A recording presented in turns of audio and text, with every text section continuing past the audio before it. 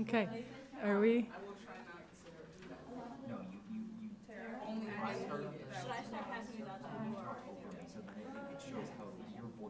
Okay, Good afternoon, everybody.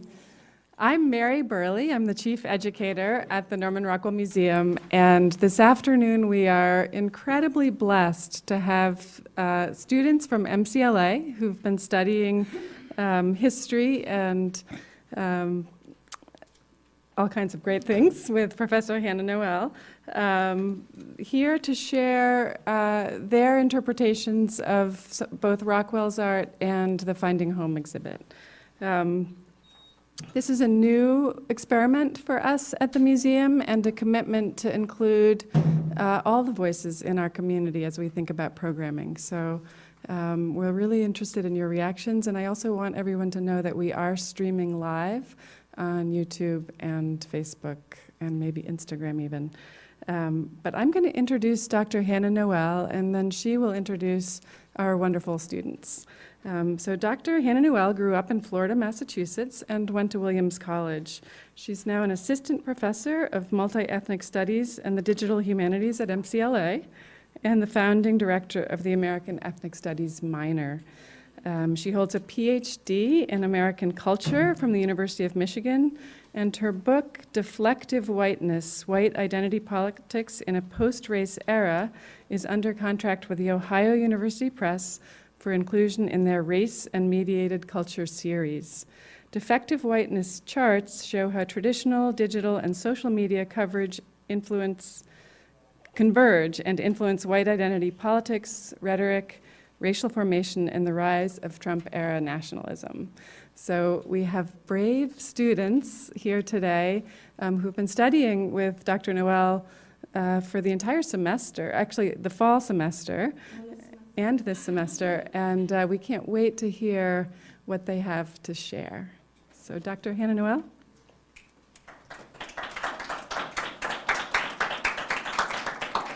Hi, everybody. I want to begin by thanking Lisa Donovan, director of the Institute for Arts and Humanities at MCLA and also professor at MCLA, as well as Erica Barretto, who is the coordinator for the Institute for the Arts and Humanities.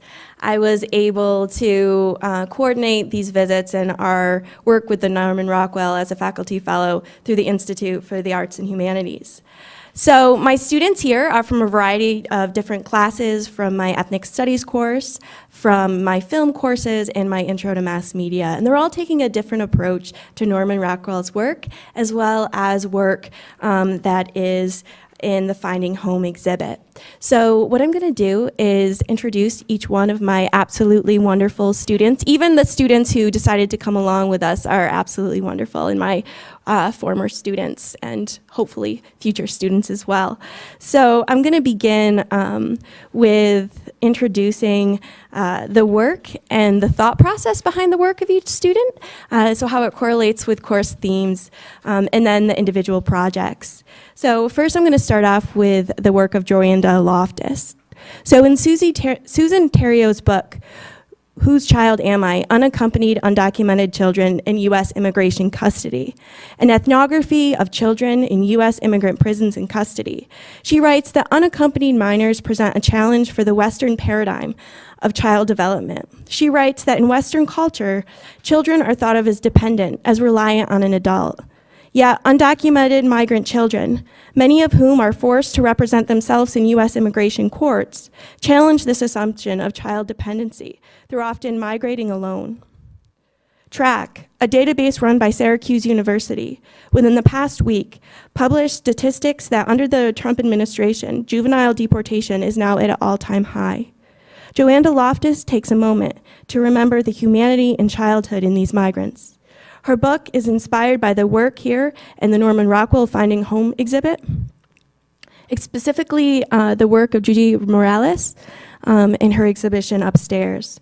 So Joannda Loftus will now present a children's book inspired by Rockwell's work and the new exhibits upstairs on immigrants, which I all encourage you to see. She will seek audience participation and engagement through reading the book. And after she introduces her project, she will pass around copies, and it will also be on the board so we can all read it together paragraph by paragraph. So, Joannda?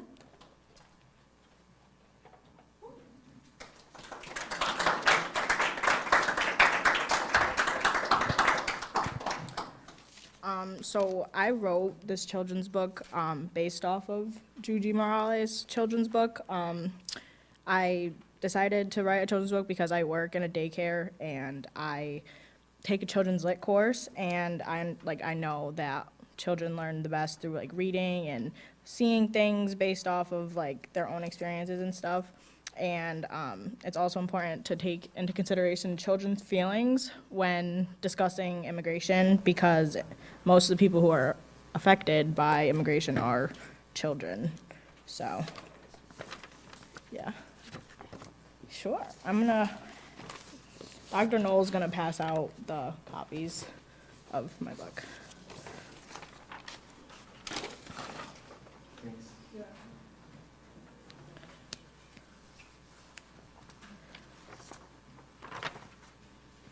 To advance, you just go right.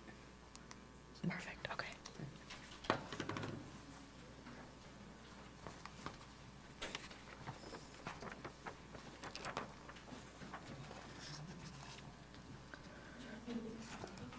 Sure, I can read the first paragraph.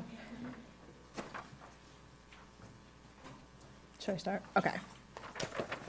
It's also going to be up on the board. Yeah, that's better for people. Once upon a time, there was a beautiful woman named Nala. Nala was the most beautiful woman in her village. She lived in a small village where there was much danger and war. Nala hated war. She, in fact, feared it.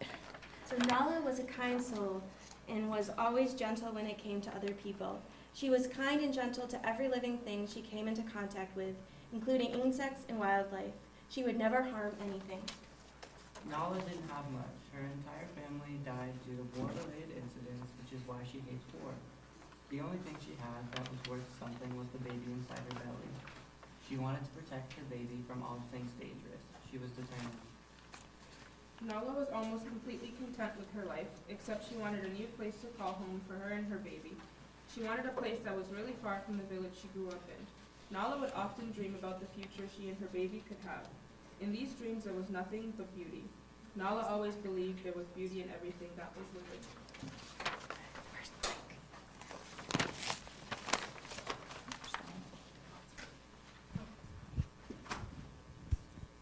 Apologies. Hello?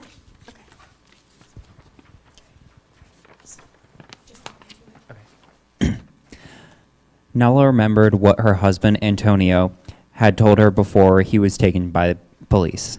He told her that she should run away from this dirty old village and go to the place where her dreams come true, the United States of America. So Nala prepared for her soon-to-be journey. 2 days before her expected departure, her baby decided she wanted to be a part of it too. She was born. Nala named her Soul. Nala and Soul began their journey to the New World. It was just two of them. Their journey started out really rough. The first obstacle the two ladies had to face was getting over the brick wall that separated the two lands. All Nala had to do was climb over safely and jump. She might get a broken bone, but she was not worried about that. She was worried about protecting her daughter, Soul. Nala gathered up all of her strength, mental and physical, and began to take deep inhales. She started to cry. She was so nervous, but she knew she had to climb the wall if her daughter was going to have a beautiful future. She quickly wiped her tears, tightened her grip on Saul, and began to climb the wall. The wall was very slippery. Nala had to take it slow so she wouldn't fall off. She kept her chin up and reminded herself of the joys her and Soul would experience once they got to the New World. After 17 minutes of climbing, Nala and Soul reached the top of the wall. Nala knew what she had to do. She tucked Soul into her blouse and held on to her for dear life. She closed her eyes and shed one more tear. She turned around and let herself drop. Luckily, the ground wasn't that hard. Nala was alive, and most importantly, so was Sol. Nala made sure Sol wasn't bruised and damage-free, which she was. She began to feel an extreme pain in her ankle. She looked and realized she had broken her ankle. Nala began to cry, and then followed Sol. Sound of Sol's cry made Nala realize how selfish she was being, and she should not be crying about her ankle. She should be taking care of Sol and making sure she is in the best condition. She waited a minute, gathered herself up, and began to limp. She limped for 6 days before she got to the nearest hospital. A lovely nurse named Indy attended to Nala's broken ankle.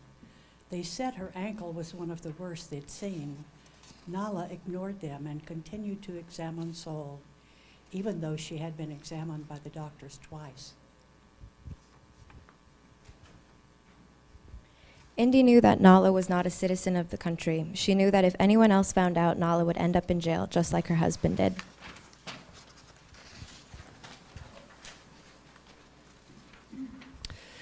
It was against the law to be on this land if you are not a citizen.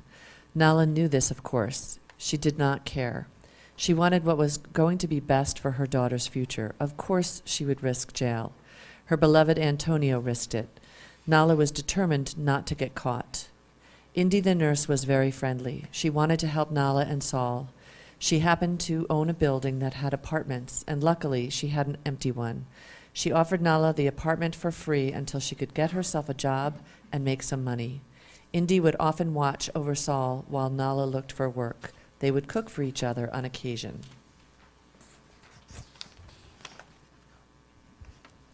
Nala hid from the authorities.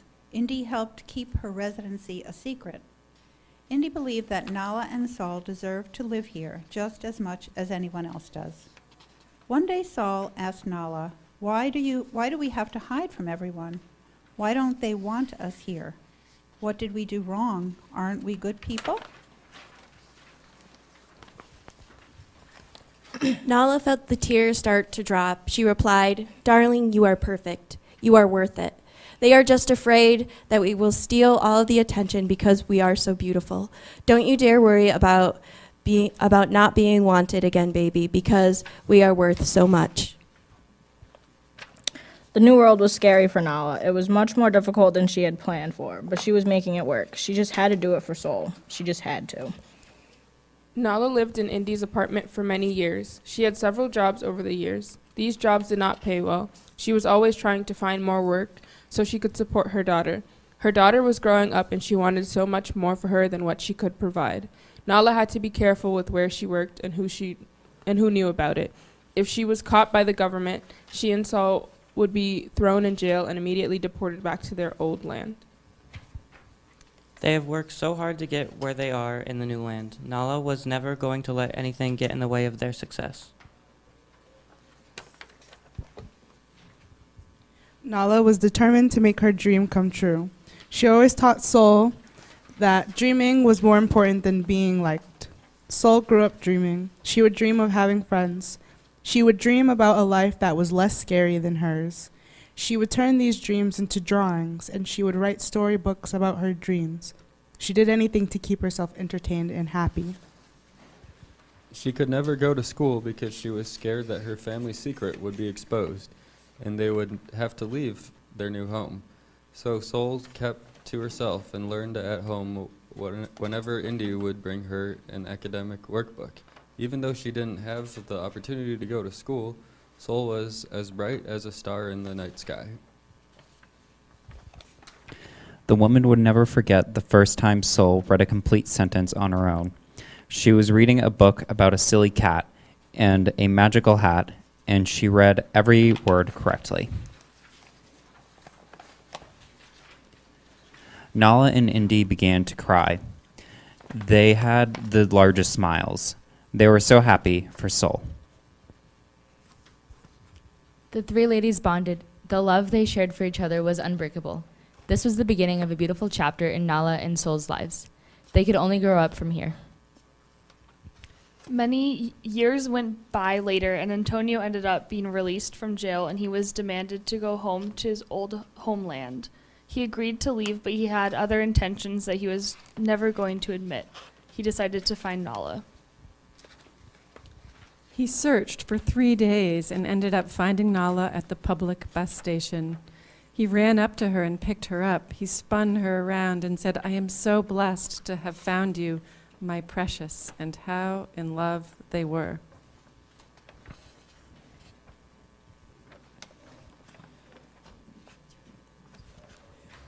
Nala ran up to Sol and explained how Antonio was her father and that he went to jail while trying to build a better life, just like they were trying to do. Sol always wanted a family. She was so happy. And they bonded. Everything felt right for once. They would love together and hide together until the new land would accept them as they were. They didn't care anymore as long as they had each other. The three lived together in Eddie's apartment for many years to come. A few years later, Nala and Antonio had another baby. They named their son Lou.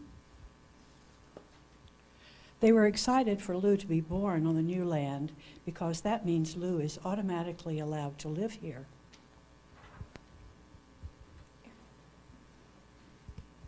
The stress was over. They lived their lives to the fullest like Nala and Antonio originally hoped for. The end. The end. I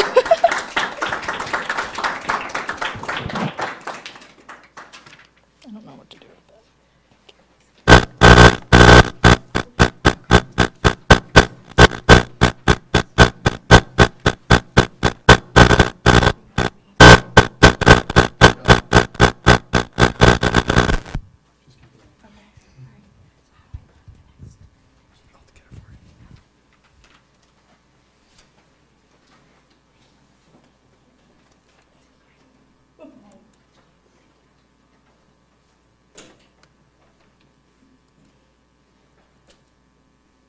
There you go. Here's the clicker. The clicker will advance to the next generation. All right, thank you all for your participation. So both Joannda and our next presenter, Anthony, are in my film class. This past week, we spent some time discussing the work of Alfred Hitchcock and the scholar Laura Mulvey, who borrows from Sigmund Freud in her discussion of Hitchcock's scopophilia, the pleasure in viewing. Mulvey argues that Hollywood is often from a male gaze, and their movies are positioned from a male positionality. Anthony takes this discussion of the gaze and the power inherent in it a step further and imagines canonical works from the position of marginalized subjectivities. To Anthony, contemporary U.S. culture and desires for freedom are different from when Rockwell first imagined them.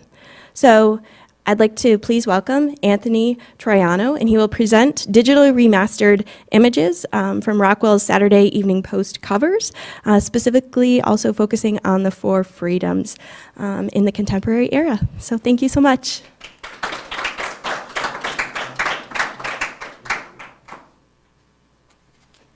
Hello, everyone.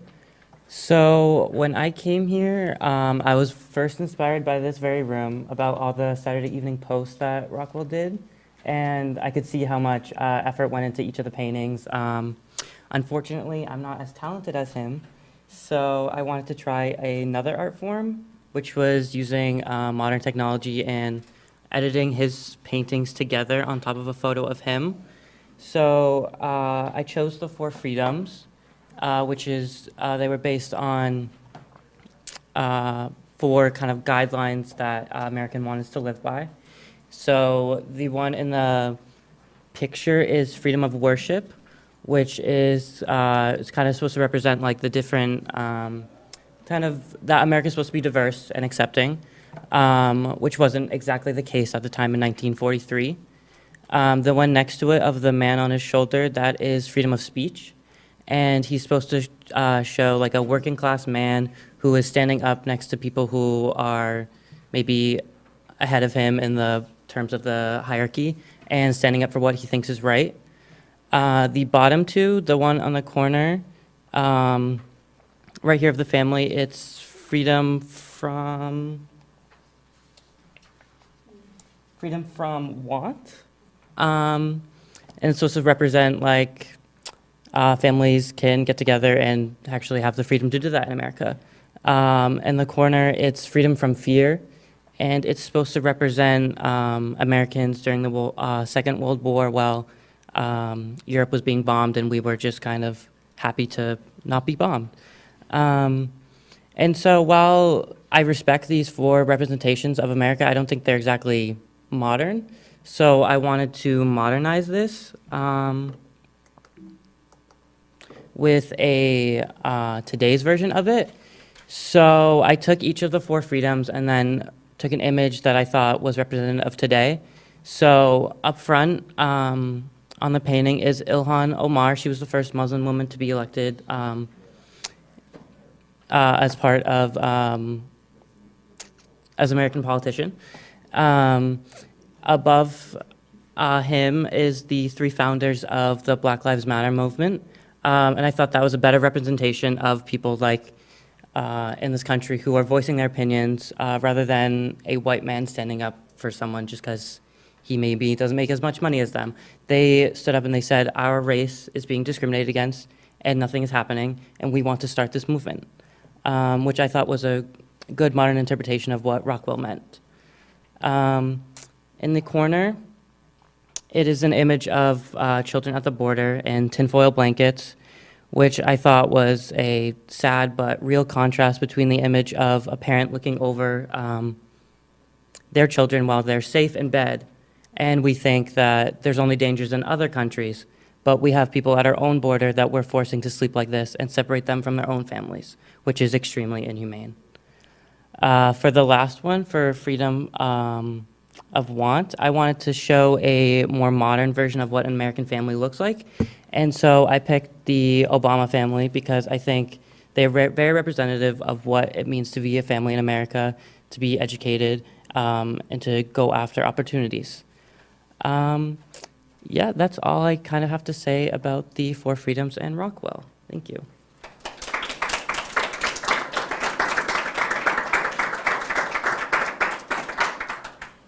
Thank you, Anthony. So our next presenter is Tarah Agathe Valin. So in their canonical text, This Bridge Called My Back, Writings by Radical Women of Color, Cherry Moronga and Gloria Anzaldúa discuss what they term a theory of the flesh, or a theory of lived experiences. This vision of the intersectionalities of identity, a theory based on intimate knowing. Although articulated before Kimberly Crenshaw's canonical work on intersectionality, is born from a similar lived reality. In her piece, Tarah again revisits the power of the gaze and repositions it in Rockwell's work in the position of a young woman of color. Haitian-American poet and author Gina Athena Ulysses demands new narratives about people of color in the Americas, ones whose destinies are not prescribed from a US-centric viewpoint. Aggie, or Tarah, takes up this in her poem. Tarah will read a poem entitled A New Kid in the Neighborhood.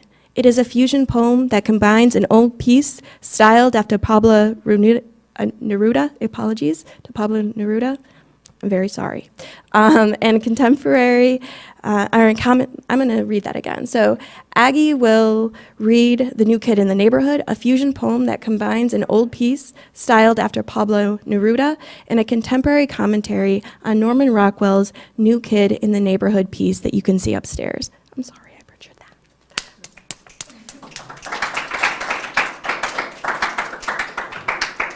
Hi. This mic is low. Can you hear me?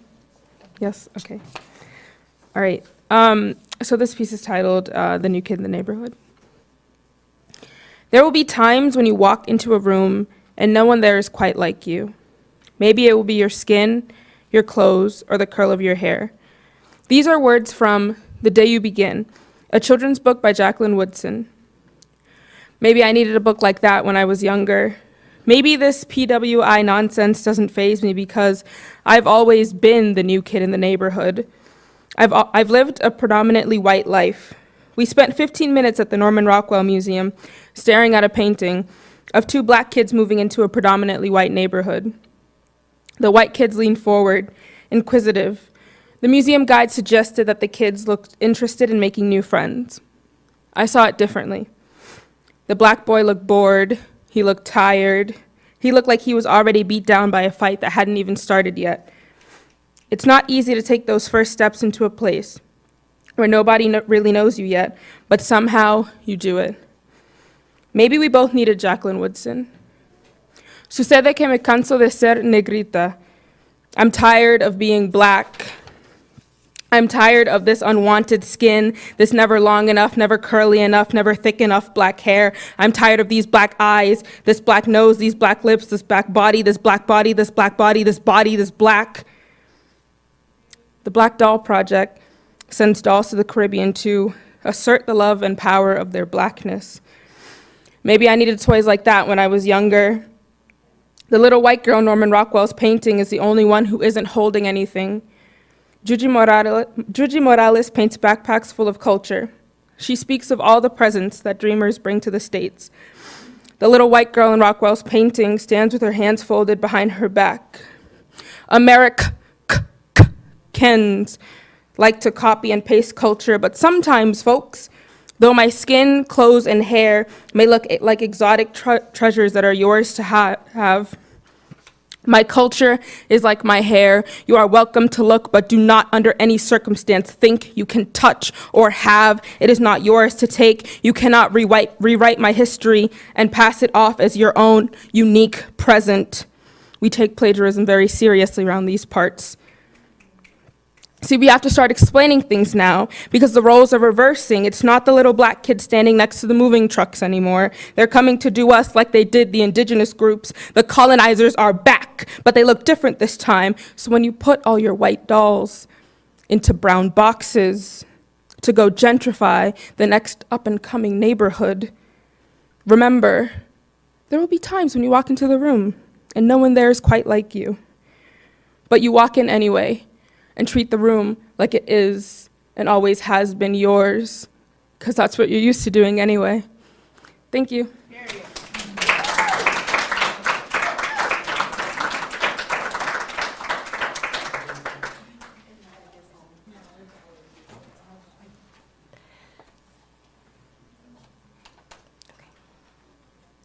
Thank you so much.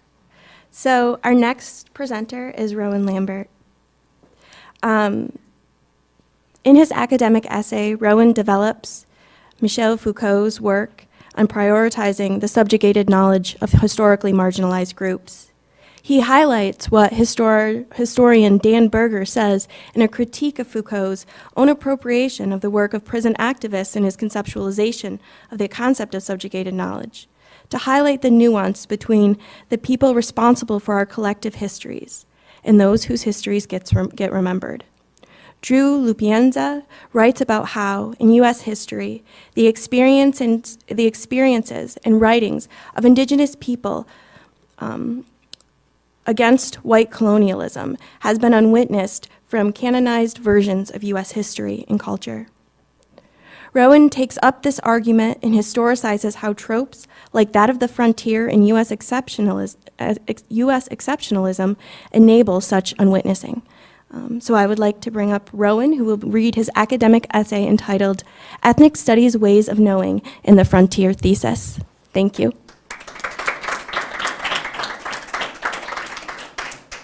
Thank you.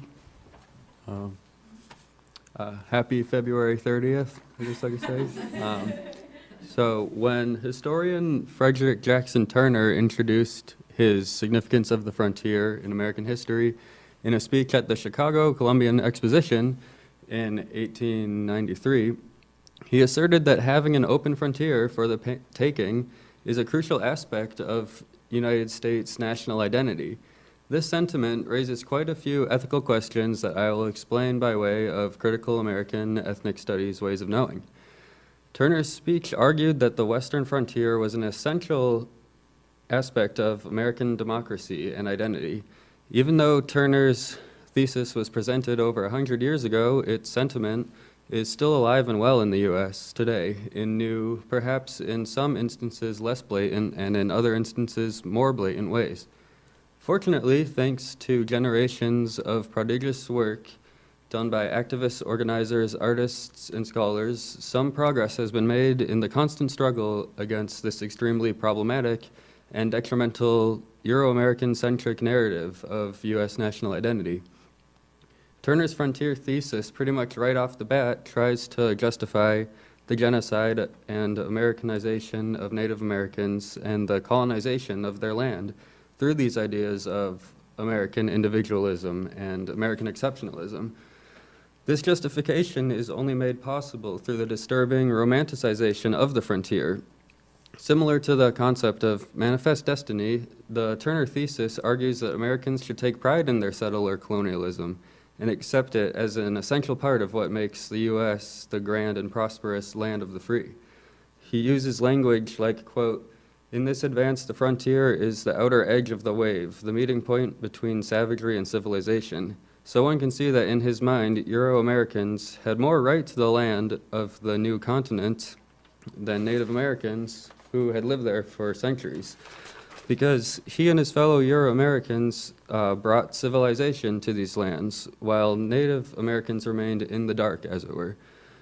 Here Turner is suggesting that the United States is united in a common sense that there are always more lands to be stolen from anyone deemed uncivilized anywhere, more states to be united on the other side of the frontier line, and that this sense of settler colonialism is essential to American identity.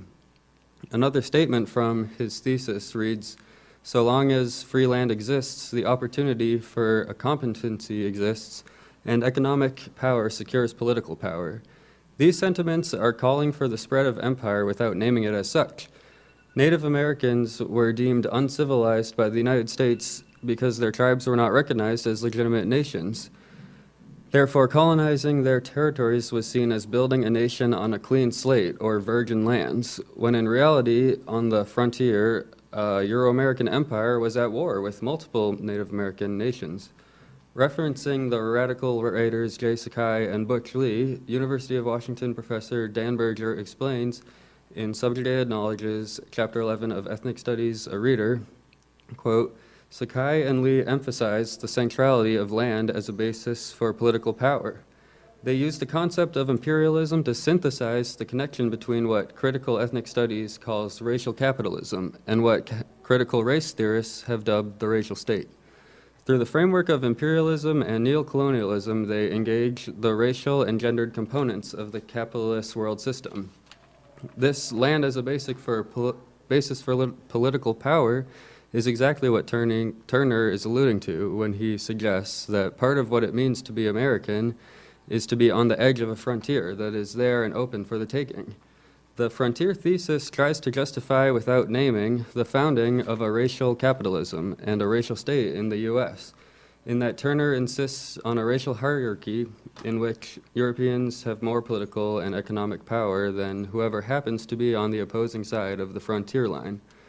This way of thinking about American identity continues to wreak havoc across the globe today, whether or not the general U.S. public recognizes it. When the U.S. ran out of land to steal between the Atlantic and Pacific Oceans, we simply kept expanding into the Pacific, the Caribbean, Central and South America, and on in violent conquests all over the world. Think about the colonization of Hawaii, the Philippines, the Vietnam Wars. Think about more recent foreign wars. Think about the wars that the United States continues to wage against its own people. Think about the humanitarian crisis at the U.S.-Mexico border today. The list goes on and on. Each of these conflicts are justified using sentiments that can be historically traced all the way back to the American exceptionalism of the frontier thesis. Surely the times and circumstances had changed. There was no longer a literal frontier, but the mythical idea of frontier lands remains. And it was always open for United States citizens to seize and claim as their own. In this way, over the decades, the mentality of Turner's thesis has become more and more institutionalized and accepted as a given. One way we can challenge this power structure today is by looking at these issues through critical American ethnic studies ways of knowing. In Bloodlines and Bloodshed, scholar George Lipsitz discusses the whitewashing and de-radicalization of Dr. Martin Luther King Jr.'s legacy in American history. He quotes Dr. King's elaboration that the struggle is, quote, forcing America to face all its interrelated flaws, racism, poverty, militarism, and materialism. It is exposing the evils that are rooted deeply in the whole structure of our society. It reveals systemic rather than superficial flaws and suggests that radical reconstruction of society itself is the only real issue to be faced. Here, Dr. King is showing that because the U.S. was founded on the genocide of Native American people and the enslavement of African people, there will never be justice in this nation as long as the current system prevails. It is the ways of knowing set forth by Turner's frontier thesis that allow for these systems of power to continue to be justified in the hearts and minds of the American people. And on the other hand, it is the ways of knowing set forth by critical American ethnic studies activists, organizers, artists, scholars, and workers that allow us to dismantle these power structures. As Lipsitz writes, because racism is embedded in systems and structures, because it is learned and legitimized by principles, premises, and presuppositions that often appear to have little direct relation to race, the pursuit of racial justice compels anti-racists to produce new radical ways of knowing and new ways of being, new imaginings of identities and identifications, new social practices and social institutions. The frontier is significant to U.S. history and U.S. national identity in that it allows for those in power to have somewhere new to exert their power over. Any conquest in the name of the United States expansion is deemed just because the very foundation of this nation was conceived in the violent conquest of these frontier lands where we at this very moment stand. A main component of the myth of American exceptionalism is the separation between church and state. But when I look at Rockwell's Glen Canyon Dam, I am reminded that from the Native American perspective, there has never been separation between church and state in the founding of this country because European settlers used the spread of their religion to justify the atrocities of colonialism. Critical American ethnic studies ways of knowing show that it is up to all of us as members of the United States to challenge this racist notion of national identity, hold those in power accountable for their complacency in these systems of oppression, and fight to create positive change for all, from sea to shining sea and beyond. Maybe there will come a day when we will procure a world without walls and policies separating people, a world where national borders become realized as nothing more than a violent doodle on a map, a world where national borders become no more than transitional/translational spaces of meaningful cultural exchange, rather than the physical, political, and economic boundaries that divide our world today. Thank you.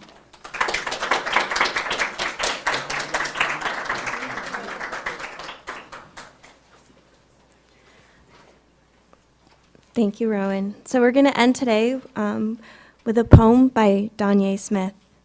Danye Smith will read a poem that tackles similar topics that Rockwell did in his own work, race and representation. In her moving piece, In the Legacy of Audre Lorde, she asserts that poetry is not a luxury. She powerfully dissects the roles of race, representation, and white supremacy in U.S. cultural productions. She ends today with another discussion of the gaze. Danye ends specifically with reclaiming the gaze from a historic white racial frame. Joe Fagan theorizes the existence of a white racial frame to describe, quote, the country's dominant frame of mind and frame of reference in regard to racial matters, end quote.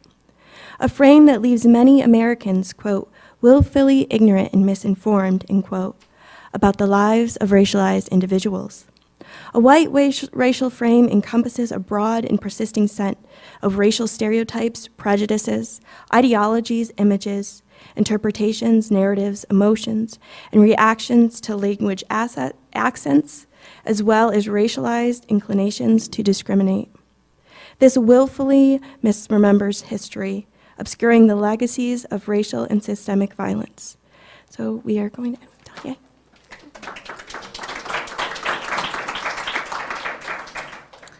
Thank you for that beautiful introduction. How y'all doing in here? You guys good? How you guys feeling? Thank you guys for being here. This is cool. Live streamers. I see y'all too in bed or whatever.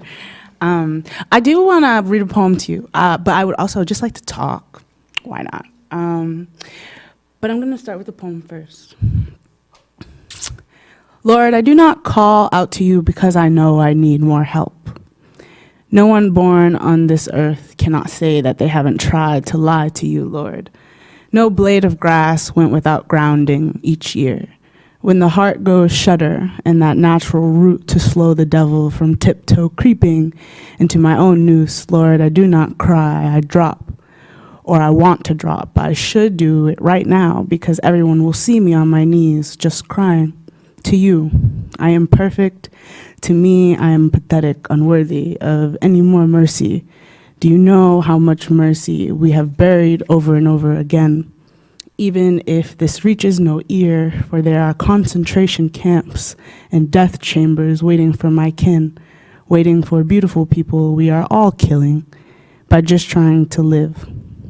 Why do I feel the need to not break a routine that has never saved a life from ice? What I really need is this money to stay alive. That is the real stress behind this urgent prayer, and I did not want to admit that I'm being greedy once again. I'm not near dead yet. Near dead. Not me, but them. Some of them are full dead now. They have started shooting. Mercy is a hell of a drug. The peace of my sinking, the shrill of my fear, the steps that have been broken, the dust from the concrete floating into one's nostrils. They fall, break their nose, bust their lip, walk away, go back. The sandy steps are as stable as white Christianity. Everyone who reached the top failed the tests of nights and days. I don't know how they made it up there. I love those at the bottom, them wanting me to walk up, me wanting for all of us to go together to talk everyone down. That is my poem.